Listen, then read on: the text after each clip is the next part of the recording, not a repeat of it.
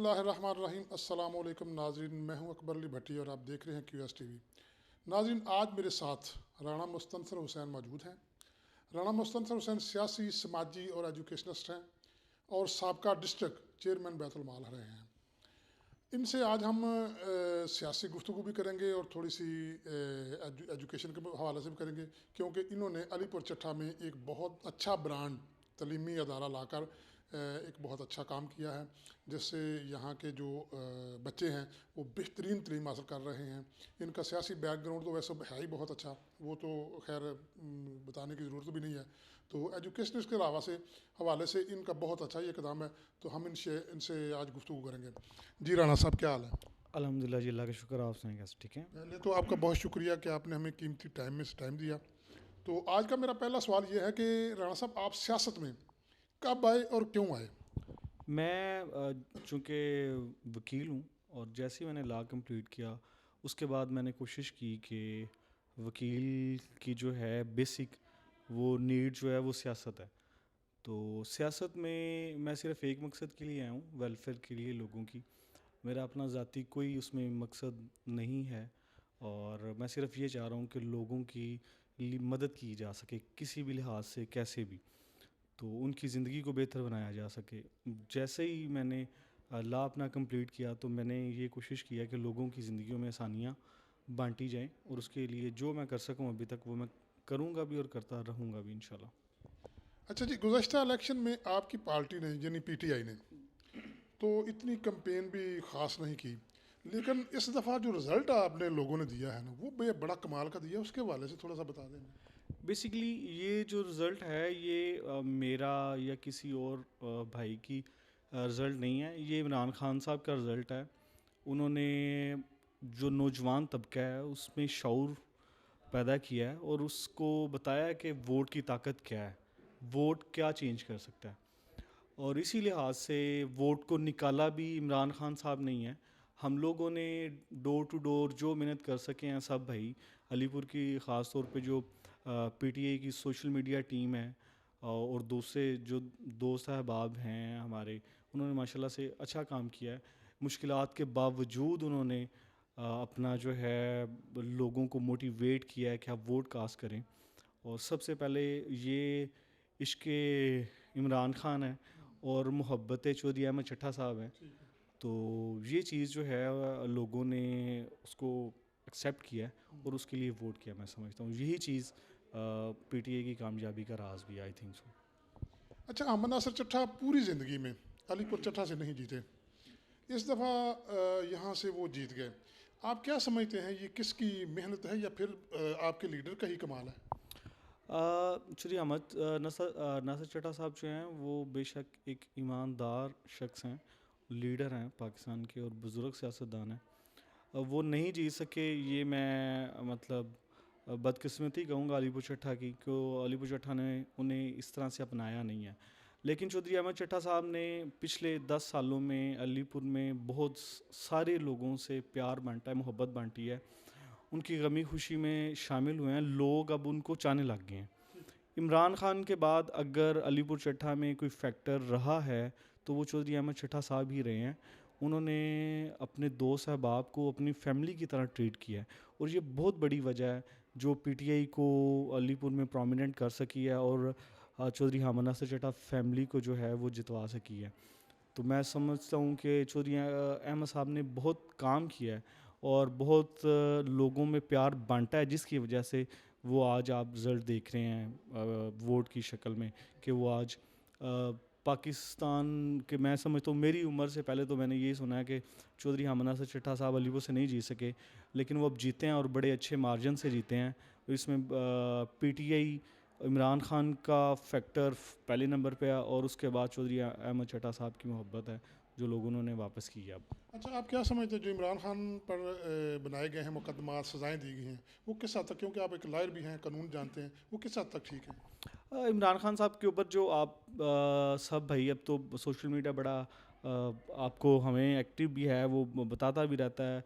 जो इमरान खान साहब के नाकिद थे वो भी ये बात मानते कि ये सियासी मुकदमात हैं, इसमें कोई जान सकत नहीं है, उन फैसलों में कोई जान सकत नहीं है। तो मैं भी ये समझता हूँ कि ये तो इंशाल्लाह जैसे ही अपील में जाएंगे, हाई कोर्ट में जाएंगे, सुप्रीम कोर्ट में जाएंगे, इंशाल्लाह हम सुरखरू होंगे, खान साहब सुरखरू होंगे इंशाल्लाह। और पूरा पाकिस्तान का एक बच्चा बच्चा भी ये जानता है कि ये मुकदमात जो हैं ये जस्ट एक जोक है, इसके अलावा कुछ भी नहीं है। हाँ, थैंक यू। अच्छा, इमरान खान की केपी में हुकूमत बना रहे हैं, नून लीग पंजाब में बना रही है क्योंकि अक्सरियत है नून लीग की, पीपी सिंध में बना रही है, बलूचिस्तान में क्या होता है इसका अब अभी नहीं हम कह सकते। ये हुकूमतें क्या आवाम को इस तरह जो बन रही हैं, पंजाब में पंजाबी बना रहे हैं, खैबर पख्तूनख्वा में पख्तून बना रहे हैं, सिंध में सिंधी बना रहे हैं, क्या ये आवाम को डिलीवर कर सकेंगे? अभी तक जो नज़र आ रहा है, आप चूँकि खुद एक बुज़ुर्ग जर्नलिस्ट हैं, आपने देखा होगा कि जब जब जब भी हुकूमतें अच्छे मैंडेट से नहीं बनती तो वो डिलीवर नहीं कर पाती। और हम लोग समझते हैं कि पीटीआई का एक मैंडेट जो है वो बड़े घिनौने तरीके से जो है ना वो छीना गया है, चोरी किया है। ठीक है, क्या चोरी तो किया नहीं गया, छीना गया, मैं समझता हूँ। तो ये जो चीज़ है, ये मुझे नहीं लगता कि जो जिस बंदे ने वोट किया है वो उसे सेटिस्फाइड कर पाएंगी। दूसरी गवर्नमेंट्स भी जो प्रोविंशनल हैं, और दूसरी वो गवर्नमेंट्स जो वफाक में बैठी हुई हैं, वो लोगों को जब सेटिस्फाइड नहीं, ज़हनी तौर पे लोगों को मुतमईन नहीं कर पाएंगी, तो आई डोंट थिंक सो कि वो डिलीवर कैसे कर सकेंगी। तो ये जब तक प्रॉपर मैंडेट के साथ कोई गवर्नमेंट नहीं बैठेगी तो उसके लिए डिलीवर करना थोड़ा मुश्किल बात होगी मेरे। अच्छा, धांधली के हवाले से जमात इस्लामी ने भी कह दिया कि पीटीआई के साथ धांधली हुई है। रात को मैंने एक शो देखा मीडिया पर, वो अफजल चंद साहब वो भी कह रहे थे हमारे साथ भी हुई है और इनके साथ भी हुई है, ये हुई है, ज़रूर हुई है। तो इसमें अब मुझे ये बताएं कि ये सब कह रहे हैं कि धांधली हुई है, धांधली हुई है, तो इसका ज़ाला कैसे करेंगे ये सब लोग? देखिए जी, 2018 में आप प्रेस कॉन्फ्रेंसेस उठा के देख लें नून लीग की, तब उन्होंने अब जो सीट्स ली हैं उससे ज़्यादा सीट्स थी। तो तब वो ये रोना रो रहे थे कि जब रिज़ल्ट लेट होता है, फॉर्म 45 जब लेट आता है, तो उसको आप समझ लें कि आपका वोट चोरी हो रहा है। अब वही जमात जो 2018 में ये बोल रही है कि हमारा मैंडेट चोरी हो रहा है, हमारा वोट चोरी हो रहा है, वो अब आराम से रिज़ल्ट लेट आने पे इतनी खामोश क्यों है? इवन के 2 दिन गुजर जाने के बाद उनका उसके ऊपर कोई अब मैं तो समझता हूँ अभी तक उनका उस पे ऊपर कोई किसी बंदे ने, नून लीग की लीडरशिप ने ट्वीट ही कर दिया हो, वो भी वो नहीं कर सके। इसका मतलब ये है कि वो आवाम का जो है मैंडेट चोरी कर चुके हैं। ये बताने की और कहने की ज़रूरत नहीं है, अब लोगों को पता है, लोग बाशऊर हैं, आवाम बाशऊर है, उन्हें पता है कि मैंडेट चोरी हो चुका है। और रही बात जो है अजाला करने की, अगर अपोजिशन में जैसे खान साहब आए थे, एक आपने फॉर्मल दिखावे की एक अपोजिशन बैठा दी थी राजा रियाज की शक्ल में, तो जब ऐसे अपोजिशन बैठाएंगे तो फिर इसी तरह की धांधली होगी, इसी तरह से फिर वो धांधली के जाले तो नहीं ना होंगे। तो ये तो आप मतलब हर बंदे को नज़र आ रहा है ना। तो अपोजिशन लीडर ही नहीं था, वो भी उनकी जमात का सिर्फ 2 लोग उन्होंने बैठा दिए थे अपोजिशन में कि अपनी मर्जी के से फैसले कर सकें। तो ये उसी का नतीजा है। अच्छा जी, बिलावल भुट्टो ने कल अपनी प्रेस कॉन्फ्रेंस में कह दिया कि हमें अक्सरियत हासिल नहीं है, इसलिए हम हुकूमत नहीं बनाएंगे, नून लीग गवर्नमेंट बनाए हम सपोर्ट करेंगे, हम कबीना का हिस्सा भी नहीं बनेंगे, और 3-4 अहम सीटें भी सदर, सीएम बलूचिस्तान, सीएम सिंध और इसके अलावा गवर्नर सिंध, उन्होंने ये 4-5 सीटें भी मांग ली हैं। तो इस हवाले से आप क्या समझते हैं कि हुकूमत जो नून लीग की बनेगी मरकज़ में, क्या ये मजबूत होगी, या मेरा तो ख्याल है कि कमज़ोर तरीन हुकूमत होगी? इसके हवाले से क्या कहेंगे? मैं तो यही समझता हूँ कि नून लीग की अब तक की सबसे कमज़ोर तरीन हुकूमत होगी। और नून लीग ने ये साबित कर दिया है कि अगर उन्हें अकेला मतलब वो आप सुन रहे होंगे ट्वीट्स वगैरह सोशल मीडिया पे कि वो अकेले भागे हैं फिर भी चौथे नंबर पे आए हैं।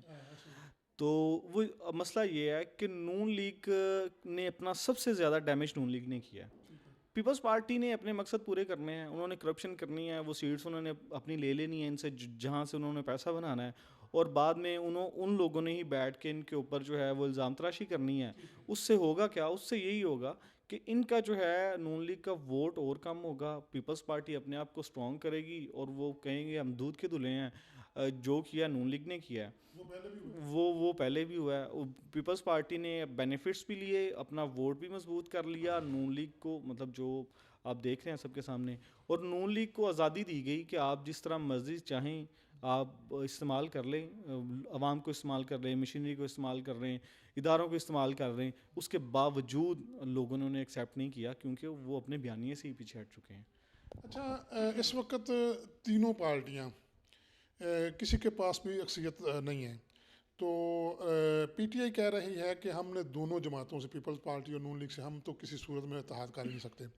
दूसरा ये कि खुद अकेले भी नहीं बना सकते। वैसे जमात इस्लामी के साथ कुछ कोशिश हो रही है कि हम बना लें, और चेयरमैन जो पीटीआई हैं उनके बकौल कि हमारी 150 के करीब सीटें भी हैं, वो बना लेते हैं। तो क्या ये हुकूमत पीटीआई चला सकेगी जिस तरह के हालात पाकिस्तान के बने हुए हैं? देखें, अगर आप देख सकते हैं कि जमात इस्लामी के ऊपर आज तक कोई करप्शन का इल्ज़ाम नहीं रहा। खान साहब के ऊपर भी हमने अब करप्शन का इल्ज़ाम नहीं लगा सके। करप्शन का इल्ज़ाम अगर लगा होता तो ये जो फ़ैसले इतने मतलब इद्दत पे आप सज़ाएं दे रहे हैं, इस तरह के आपको फ़ैसले करने की ज़रूरत नहीं पड़नी थी ना। तो उन्होंने शफाफ जमात का मतलब चुनाव किया है, और अगर वो आते हैं तो इंशाल्लाह खान साहब प्लान के साथ आए हैं। जिस तरह खान साहब ने कोरोना को डील किया है, पूरे दुनिया में इस तरह डील नहीं किया जा सका कोरोना को। इतना बड़ा क्राइसिस था जो पूरी दुनिया पे था, तो उन्होंने बड़े अच्छे तरीके से डील किया। ये नाकिद भी मानते हैं और पूरी दुनिया इस चीज़ को एडमिट कर चुकी है। तो मैं समझता हूँ कि अगर वो आते हैं, अगर वो 150 के से ऊपर 150 की सीट के मैंडेट उनके पास आ जाता है, हमारे पास आ जाता है, तो वो आएंगे और वो अच्छे तरीके से डिलीवर भी कर सकेंगे इंशाल्लाह। अगर एक पार्टी है तो। जी जी, ऐसे ही ऑब्वियसली। अच्छा, दूसरा ये है कि हमारे हलका में ये नून लीग का गढ़ समझा जाता था पिछले 15 साल से। इस दफ़ा नून लीग यानी डॉक्टर नसार अहमद साहब का जो ज़ाती तौर पर हारना और नीचे नया बंदा हर दफ़ा लाना, ये क्या साबित कर रहे थे? ये मेरा ख्याल है कि ये वजह बनी इनकी हारने की, या उनकी कोई अपना मसला था? इस हवाले से थोड़ा सा बता सकते हैं आप? मैं समझता हूँ कि नून लीग आप जहाँ भी देख लें, गुजरांवाला को गढ़ समझा जाता था। हाँ, गुजरांवाला में एक सीट भी 2018 में पीटीआई नहीं जीत सकी थी। 13 की 13 जीते वो। जी जी, ऐसे ही है। तो अब 2024 है, अवाम में शऊर आ चुका है। जो वोटर यंग वोटर है उसने अपना वोट कास्ट किया है और उसने बताया है कि हम लोग अब नून लीग को नहीं समझते, नहीं मानते। तो उस वोट की मद पे उन्होंने चेंज आपको दिखाया है। इतने इतने बड़े मार्जिन से गुजरांवाला में लोग जीते हैं पीटीआई में, प्रेशर लेने के बावजूद, मुश्किलात फेस करने के बावजूद। इसका मतलब ये है कि अब वो किले वाली बात या गढ़ वाली बात नहीं रही है। अब गुजरांवाला का जो नौजवान है वो बाशऊर हो गया। अब वो खाने पीने की चीज़ें छोड़ के वोट को की ताकत को समझ गया। समझ गया, जी। ठीक। अच्छा, आप बैतुल माल में चेयरमैन रहे हैं, डिस्ट्रिक्ट चेयरमैन। आप कब रहे और आपकी क्या अचीवमेंट रही इसमें? मैं जो है बड़े शार्ट टाइम के लिए रहा हूँ, और जैसे ही मेरा अपॉइंटमेंट हुआ था उसके 1.5 माह बाद नून लीग की गवर्नमेंट आ गई। अभी हमारे पास फंड्स वगैरह शिफ्ट होने थे, आने थे, तो उससे पहले ही चूँकि नून लीग आ गई, तो खातर ख्वाह मैं कोई चीज़ें अचीव तो नहीं कर सका। लेकिन जैसे ही नेक्स्ट इंशाल्लाह मेरे पास कोई भी ओहदा आएगा, कोई भी कुछ आएगा, तो 100% वो आवाम के लिए ही होगा, आवाम की खिदमत के लिए होगा। और अल्हम्दुलिल्लाह अलीपुर में और जो गिरदरवा में जो लोग मुझे पर्सनली जानते हैं वो एक चीज़ को ज़रूर जानते होंगे कि मैं करप्शन के ख़िलाफ़ हूँ। कोशिश करता हूँ कि मैं लोगों के लिए आसानी पैदा करूँ, उनकी जो है लाइफ है उनके लिए अच्छी सहूलियात के लिए मैं जदोजहद करता रहा हूँ और करूँगा भी इंशाल्लाह। और मेरी अचीवमेंट यही है कि मैंने अपने लोगों से प्यार किया है, अपने इलाके के लोगों की खिदमत की है, उन्हें अकेला कभी नहीं छोड़ा। अच्छा, आइंदा जो ज़िमनी सीट है यानी सूबाई असम्बली की, क्योंकि हम चौधरी अहमद चट्टा साहब जो है दोनों जीत गए हैं, तो छोटी तो उन्होंने छोड़नी है। तो आप क्या समझते हैं कि वो हल्का में किसी को देंगे या अपने घर में ही रखेंगे ये सीट? मैं तो ये समझता हूँ कि उन्हें अपने घर में रखनी चाहिए ये सीट, ताकि इलाके में उन्हें, हम सब लोगों को सिर्फ एक ही घर में जाना पड़े, ना कि किसी और घर में भी जाना पड़े। और बाकी पीटीआई का ये अपना फ़ैसला होगा, चौधरी अहमद साहब का जो भी फ़ैसला होगा हम लोग बतौर मतलब कारकुन जो है वो उस चीज़ को एडमिट करेंगे और उनका पूरा पूरा साथ देंगे। लेकिन मैं एज अ सजेशन यही दूंगा कि वो अपने पास सीट रखें, अपने घर में रखें, उनकी भाई हैं वो आएँ, उनकी मिसेज़ हैं वो आएँ, जो वो भी फैसला करें। लेकिन मैं ये मतलब बतौर एक वर्कर, छोटा सा अदना सा, तो मैं यही चाहूँगा कि वो अपने घर में जो है वो सीट को रखें और वो अपने घर से ही इलेक्शन को कंटेस्ट करें, तो उम्मीद है कि इंशाल्लाह जीत उनका मुकद्दर होगी। अच्छा, सुना ये भी जा रहा है कल, बल्कि ये खबर जो है ना, ये बड़ी अफवाह फैली हुई थी कि क्योंकि अहमद चट्ठा पर काफ़ी सारे केसेस बनाए जा चुके हैं, तो उन्हें ब्लैकमेल किया जाएगा, वो पीटीआई छोड़ देंगे। तो क्या आपका ख्याल भी है ऐसा हो जाएगा? नहीं, बिल्कुल नहीं होगा। चौधरी अहमद छड़ा साहब एक दिलेर आदमी है, निडर नौजवान है, और वो जानते हैं कि लोगों ने उन्हें खान साहब के लिए वोट दिया है। वो चाहते हैं, उनका इलाका चाहता है कि वो खान साहब के साथ खड़े रहें, तो वो हरगिज़ नहीं छोड़ेंगे खान साहब को। वो खान साहब की फ्रंट लाइन के सिपाही हैं, तो वो फ्रंट लाइन से ही डील करेंगे इंशाल्लाह। तो फ्रंट लाइन वाले लोग नहीं छोड़ते, वो फाइट करते हैं, और चौधरी अहमद चट्ठा साहब भी फाइट करेंगे इंशाल्लाह, और कप्तान के साथ थे, हैं और रहेंगे इंशाल्लाह। जी राणा साहब, बहुत शुक्रिया आपका। जी नाजरीन, आपने राणा मुस्तनसर हुसैन की गुफ्तगू सुनी। बड़े पुरज़म हैं, यंग आदमी हैं, और इनमें प्रोटेक्शन भी है, ये डिलीवर भी कर सकते हैं। तो ऐसे लोगों का मेरा ख्याल है कि जो ज़बरदस्त रखते हैं अपना जहन, अपना खलूस, अपनी मोहब्बतें आवाम के लिए, उनको आगे आना चाहिए। और मेरी दिली दुआ है कि अल्लाह पाक इनको इसका पूरा पूरा अजर अता फरमाए। इसी के साथ ही अकबर अली भट्टी को इजाज़त दीजिए। अल्लाह हाफिज़।